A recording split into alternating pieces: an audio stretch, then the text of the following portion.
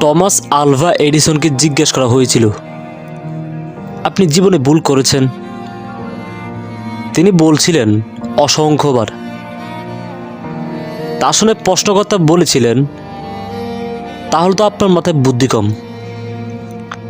উত্তরে এডিসন যে উত্তর করেছিলেন তা এমন, মাথায় বুদ্ধি কম ছিল, কিন্তু অসংখ্যবার ভুল করার কারণে তা বেড়ে অসংখ্য গুণ হয়ে গিয়েছে।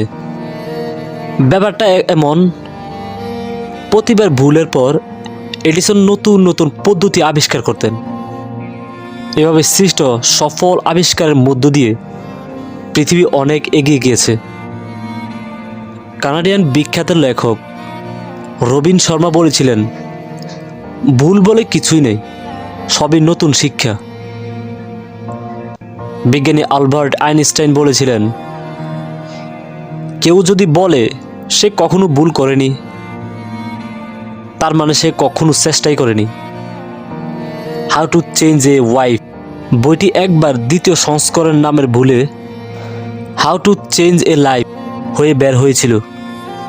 তারপর তা বেস্ট সেলার। কথায় আছে, মাঝে মাঝে ভুল করো, না হলে তুমি বুঝতে পারবে না লোকে তোমার কথা শুনছে কিনা। মাঝে মাঝে ভুল লেখো, তাহলে যে তোমাকে জিন্দেগিতে কমেন্টস করবে না বলে পণ্য করেছে, সেও কমেন্টস করবে। বেঞ্জামিন ফ্র্যাঙ্কলিন বলেছিলেন, উন্নয়ন হল চেষ্টা এবং ভুলের একটি সমন্বিত প্রক্রিয়া।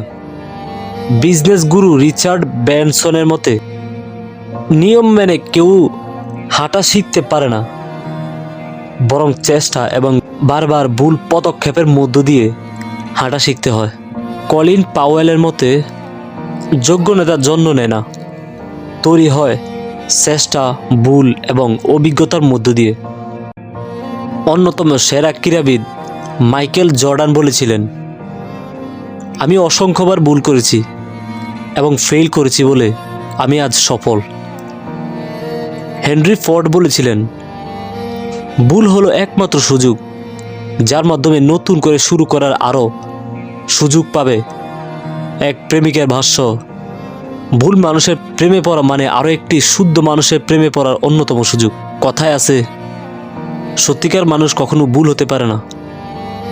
যদি সব কিছু নির্ভুল থাকে তাহলে তুমি কখনো শিখতে পারবে না। পেন্সিল মানসিকতা হওয়ার চেষ্টা করো, যাতে ভুল হলে পেছন দিয়ে ঘষে মুছে নতুন করে চেষ্টা করার সুযোগ থাকবে।